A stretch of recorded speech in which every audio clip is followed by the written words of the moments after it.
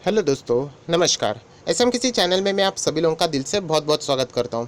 दोस्तों, इस वीडियो में हम लोग बात करने वाले बहुत एक इंपॉर्टेंट टॉपिक से रिलेटेड, जो कि कमेंट सेक्शन में फ्रीक्वेंटली डायरेक्टली ना इनडायरेक्टली पूछा जा रहा है। इसी को हम लोग कवर करने वाले। एंड वहाँ पे अगर हम लोग बात करें तो बैंकिंग सेक्टर, एनबीएफसी के जो स्टॉक्स है, फाइनेंशियल सर्विसेज प्रोवाइड देने वाली जितनी भी कंपनियां हैं, उनसे रिलेटेड ये सवाल पूछे जा रहे हैं। क्योंकि हाल ही में जो फिलहाल चीज़ें चल रही थी, जो मोरेटोरियम से रिलेटेड, इंटरेस्ट ऑन इंटरेस्ट से रिलेटेड, सुप्रीम कोर्ट के जो जजमेंट से रिलेटेड वो बातें आ रही थी, उसके बाद ये सारी डाउट्स यहाँ पे पूछे जा रहे हैं। तो इसीलिए ये स्पेसिफिकली वीडियो मैंने आपके लिए यहाँ पे बनाया। तो बहुत सारे लोगों का जो कन्फ्यूजन है वो आप लोगों का यहाँ पे मैं दूर करने की कोशिश करने वाला हूँ। तो चलिए दोस्तों, इस वीडियो को स्टार्ट करते, बट उससे पहले कहना चाहूँगा, एसएम किसी चैनल को फर्स्ट टाइम विजिट किया तो जरूर सब्सक्राइब कर लेना, साथ में बेल आइकन को भी हिट कर लेना। तो ऐसी जो डिफिकल्ट टॉपिक होते हैं वो आपके लिए मैं डिकोड करके आसान भाषा में समझा देता हूँ। उसी के साथ साथ आप लोगों को बताना चाहूँगा, 2 वीडियोज़ आज के दिन अपलोड हो चुके हैं। यस दोस्तों, एक IRCTC से रिलेटेड ज़बरदस्त ब्रेकिंग न्यूज़ है, ज़रूर देख लेना वो वाला वीडियो। एंड उसी के साथ साथ एक ऐसा शेयर है जो कि हम लोग को ढूंढ कर भी नहीं मिल सकता, इतना ज़बरदस्त फंडामेंटल स्ट्रॉन्ग शेयर है जो कि फार्मा एंड केमिकल सेक्टर में काम करता है। दोनों वीडियो की लिंक आप लोगों को डिस्क्रिप्शन बॉक्स में मिल जाएंगे, जरूर चेकआउट कर लेना, आप लोगों का नॉलेज भी इंप्रूव हो जाएगा। उसी के साथ साथ आप सभी लोगों को पता है, मेरा और एक चैनल है स्टॉक मार्केट का क्लासेस करके, तो वहाँ पे एक ज़बरदस्त वीडियो सुबह ही अपलोड हो चुका है, आप लोग यहाँ पे देख सकते हो। तो ये वीडियो अगर आपको देखना है तो ऊपर आई बटन पे क्लिक करके देख लेना। बहुत सारे लोगों ने देख लिया है, मैं आपको गारंटी देता हूँ 110% की कि ये वीडियो देखने के बाद बहुत सारी चीज़ें आप लोगों को जो स्टॉक मार्केट में शेयर से रिलेटेड नहीं पता थी, डिफरेंट शेयर से रिलेटेड कंपनी के बारे में, वो आप लोगों को यहाँ पे मिल जाएगी। ये वीडियो को बिल्कुल स्किप मत करना। बहुत सारे लोग यहाँ पे बहुत ज़बरदस्त नॉलेज फ्री ऑफ कॉस्ट यहाँ पे देख रहे हैं, तो आप भी इसी चीज़ का फ़ायदा ज़रूर उठा लेना चाहिए। तो चलिए दोस्तों, हम लोग आ चुके हैं हमारे नॉर्मल स्क्रीन के ऊपर एंड इस वीडियो को हम लोग कंटिन्यू करेंगे। तो सबसे ज़्यादा जो सवाल मुझे पूछे जा रहे हैं, तो आप लोगों को मैं बताना चाहता हूँ, वो सवाल इसीलिए पूछे जा रहे हैं जस्ट बिकॉज ऑफ ना सुप्रीम कोर्ट। आप सभी लोग पता है, सुप्रीम कोर्ट ने जो मोरेटोरियम से रिलेटेड बात छेड़ी थी कि इंटरेस्ट ऑन इंटरेस्ट यहाँ पे नहीं देना चाहिए, ये जागती है। क्योंकि जो लोग हैं वो ईएमआई देते ही वक्त ही बहुत ज़्यादा कतराने वाले, क्योंकि फ़िलहाल की सिचुएशन हम लोगों ने देखनी चाहिए। एंड जो हेल्थ इश्यूज़ भी चल रहे हैं वो ज़्यादा इंपॉर्टेंट है rather than economically. Supreme court ने जो फिलहाल की जो सुनवाई है वो हम लोगों को अभी जुलाई में देखने को मिलने वाली, वो आगे यहाँ पे पोस्टपोन कर दिए, नेक्स्ट तारीख यहाँ पे दे दी है, एडजॉर्न हो चुकी है। अभी हम लोगों को यहाँ पे जो सवाल आ रहे हैं वो यही सवाल आ रहे हैं कि अगर इन द केस जो बैंकिंग सेक्टर है, फाइनेंस सेक्टर है, एनबीएफसी जिसमें आती है, अगर in the case supreme court में केस हार जाते तो बैंक सेक्टर का क्या हो जाएगा। क्योंकि आरबीआई ने तो क्लियर वार्न कर दिया है कि अगर ऐसा हो जाता है तो लगभग 2 लाख करोड़ का डैमेज यहाँ पे फाइनेंशियल सर्विसेज प्रोवाइड करने वाली जो सेक्टर वाली कंपनी है उनमें आ जाएगा। एंड यूजुअली उसमें अगर 2 लाख करोड़ की अगर हम लोग बात करें तो मैक्सिमम जो भार रहेगा वो बैंकिंग सेक्टर के ऊपर आ जाएगा। इसीलिए ये स्टॉक हम लोगों को बहुत ज़्यादा खतरे में देखने को मिल रहे हैं। क्या यहाँ पे हम लोगों को अगर ये स्टेटमेंट इनके खिलाफ अगर आ जाता है, इनके फेवर में नहीं आता है, तो आगे क्या हो सकता है, क्या ये कंपनियाँ बर्बाद हो जाएगी।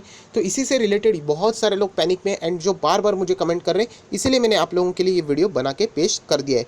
बहुत ही आसानी से समझना है, बहुत ही अच्छा क्वेरी मुझे देखने को यहाँ पर मिला है।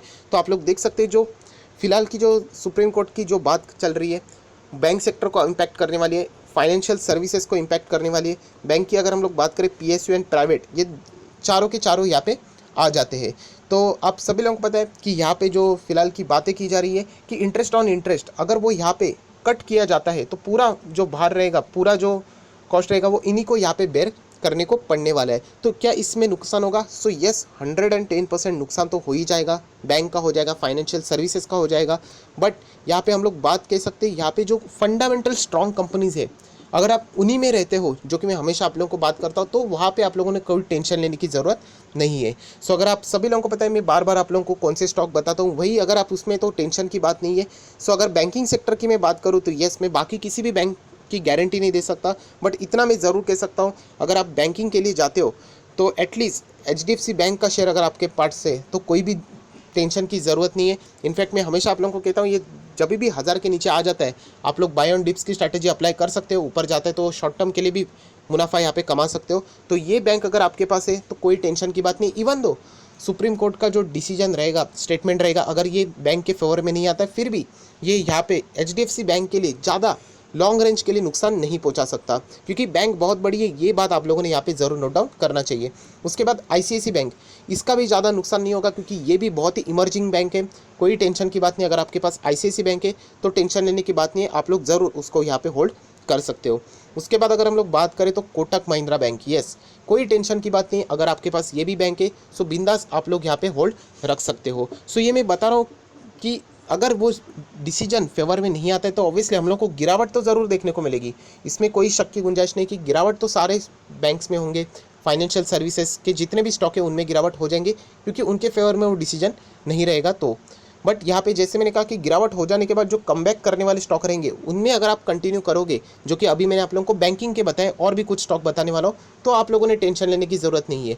हाँ, अगर हम लोग बाकी बैंक्स की बात करें तो वहाँ पे हम लोग कह सकते हैं कि टेंशन ज़रूर रहेगी क्योंकि उनके पास जो पूंजी रहती है वो बहुत ही लिमिटेड रहती है या फिर कंपैरेटिवली कम रहती है। तो ये बैंक से, ये कंपनी से, उनके पास बहुत ज़्यादा पैसा है तो वो आसानी से सर्वाइव यहाँ से कर सकते हैं। सो दोस्तों याद रखना ये 3 बैंक। एंड अगर हम लोग पीएसयू की बात करें तो हालांकि पीएसयू का कोई कुछ कर नहीं सकता क्योंकि गवर्नमेंट लिक्विडिटी उनको प्रोवाइड ही कर लेती है, रिटर्न नहीं मिलेंगे। बट वहाँ पे स्टेट बैंक ऑफ इंडिया ये एक ही बैंक है कि हम लोग थोड़ी सी ढंग की बोल सकते हैं, वर्स्ट में बेस्ट जो हम लोग कहते हैं उसको आप लोग होल्ड कर सकते हो। बाकी पीएसयू के ऊपर मुझे ज़्यादा भरोसा नहीं है, रिटर्न कुछ नहीं मिलेगा, छोटा मोटा उछाल आता रहता है, वहाँ पे आपका पैसा पड़े पड़े वहाँ पे सड़ जाएगा। सो बाकी के ये बैंक से इनमें आप लोगों ने टेंशन लेने की ज़रूरत नहीं। बाकी हम लोग कह सकते हैं वहाँ पे प्रेशर आ ज़रूर सकता है। उसके बाद बजाज फाइनेंस, यस बहुत सारे लोग पूछ रहे थे कि इसका क्या होगा, तो आप लोग देख सकते हैं कमबैक तो ज़रूर होता है। अभी तो ये 2700 तक जा चुका है। सो ये बात मैं आप लोगों को बार बार बता रहा हूँ कि जब मार्केट रिकवर करता है तो यही स्टॉक होते हैं जो कि आप लोगों को ये ऊपर लेके चले जाते हैं। एंड अभी तो आप लोग देख सकते हैं 165 पॉइंट्स की भी रैली हम लोग को इसमें देखने को मिली है। तो अगर हम लोग बाकी एनबीएफसीज की बात करें, जितने भी फाइनेंस की कंपनियां अदर देन बैंकिंग, वहाँ पे हम लोगों को दिक्कत देखने को मिल सकती है। बट जो कंपनियां बड़ी है, बजाज फाइनेंस है या फिर अदर हम लोग एनबीएफसी की बात करें जैसे कि मुथूट फाइनेंस, उनका तो बिजनेस ही अलग है, वो तो गोल्ड लोन से रिलेटेड काम करते, तो उनको तो टेंशन लेने की ज़रूरत नहीं, वो तो गजब क्या ही तेज़ी से दौड़ रहा है। सो ये बात याद रखना दोस्तों, जो कंपनियां बड़ी होती है ना उनमें कोई टेंशन की बात नहीं। आप देख सकते हैं कितने आसानी से बजाज फाइनेंस अभी भागते हुए देखने को मिल रहा है। मेरे बहुत सारे वीडियोज़ है, आप लोग देख सकते हैं 2000 के नीचे 1900, 1800, 1700, 100 के गैप, चाहे तो 50 का गैप से आप लोगों ने बाय करना चाहिए। सबसे बेस्ट एंड सिंपल स्ट्रैटेजी बोलते हैं ना, थंब रूल है। किसी को कुछ नहीं आता है तो इतना रूल वो फॉलो करके आराम से पैसा कमा सकता है। एंड ये भी मैंने कहा था कि अगर वो कल गिर भी गया, 1000 तक भी आ गया, तो टेंशन की बात नहीं है क्योंकि फंडामेंटली स्ट्रांग है, आप उसको होल्ड कर सकते हो। आलतू फालतू शेयर में नहीं जाना है वरना आपको प्रॉब्लम हो सकता है। सो बजाज फाइनेंस में भी यही कहना चाहूँगा, कोई टेंशन की बात नहीं है। अगर फ्यूचर में डिसीजन अगर इनके फेवर में भी नहीं आता है, गिरावट ज़रूर होगी, 50% से भी गिरावट हो सकती है यहाँ से, बट टेंशन की बात नहीं, वो एक अपॉर्चुनिटी रहेगी आपके लिए, आप यहाँ पे ज़रूर उनको यहाँ पे रेस कर सकते हो। उसके बाद अगर कुछ कंपनी है तो उसका नाम है HDFC, यस, और एक हाउसिंग डेवलपमेंट से रिलेटेड जो फाइनेंस की कंपनी है, इसमें भी कोई टेंशन की बात नहीं है। अगर आपके पास है बिंदास होल्ड कर लेना। मैंने तो लाइफ टाइम होल्ड करने से रिलेटेड कुछ स्टॉक बताए थे, उसमें भी ये कंपनी आती है। चाइना भी इसमें 1% से ज़्यादा हिस्सेदारी खरीद के बैठा हुआ है, डायरेक्टली ना इनडायरेक्टली। सो ये सारी बातें मैं आप लोगों को इसलिए बताना चाहता हूँ कि जो पैनिक रहेगा वो बाकी एक बार जो सेक्टर की कंपनीज है उनमें हम लोगों को देखने को मिल सकते हैं, जो छोटी मोटी कंपनी है। बट ये जो बड़ी कंपनीज है जिससे रिलेटेड मैं बार बार आप लोगों को कहता हूँ कि इनमें रहने का एडवांटेज ये होता है कि अगर सिचुएशन ख़राब हो जाए तो ये आप लोगों को आसानी से यहाँ पे जो प्रेशर रहता है वो आप लोगों का रिड्यूस कर देंगी। एंड एक बात आप लोगों को बताना चाहता हूँ कि फाइनेंस सेक्टर ये कभी भी हम लोगों को कोलैप्स होते हुए देखने को नहीं मिलेगा। सरकार हमेशा मदद करेगी फाइनेंस सेक्टर की, क्योंकि अगर फाइनेंस सेक्टर ही कोलैप्स हो जाता है, सो आप सभी लोगों को पता है कि किसी भी कंट्री का जो इमेज रहता है वो हम लोगों को बाहर में भी खराब होते हुए देखने को मिल जाता है। मैंने इससे पहले भी आप लोगों को एक बात बताई कि येस बैंक में कुछ था ही नहीं, बट फिर भी आरबीआई ने क्यों इतना रातों रात मेहनत करके येस बैंक को बचाया। ऐसे तो कितनी सारी कंपनीज है बंद हो रही, बट उनको सपोर्ट नहीं किया। तो येस बैंक को इसीलिए किया क्योंकि वो बैंकिंग कंपनी है, एंड किसी भी कंट्री की बैंक बंद होना ये अच्छा संकेत नहीं होता है किसी के लिए भी। सो इसीलिए कहना चाहता हूँ कि टेंशन नहीं लेना चाहिए। फाइनेंस सेक्टर हो, बैंकिंग सेक्टर हो, हमेशा सरकार से भी आप लोगों को सपोर्ट मिलने वाला है लॉन्ग रेंज में, क्योंकि ये सेक्टर जिंदा रहेगा तो बाकी सब कुछ कंटिन्यू रह सकता है। सो इसका अर्थ ये नहीं कि आलतू फालतू स्टॉक उठा लो, 10 रुपये के 5 रुपये के भी फाइनेंस के स्टॉक मिल जाते हैं। ऐसे कंपनी में अगर आप जाओगे तो फिर आपको भगवान ही बचा सकता है। तो यही कहना चाहता हूँ, जो फंडामेंटल स्ट्रॉन्ग कंपनीज है जो कि अभी मैंने आप लोगों को लिस्ट में बताई, जो कि मैं यूजुअली कंटिन्यूली बार बार आप लोगों को रिपीट करते रहता हूँ कि इन्हीं में रहना चाहिए।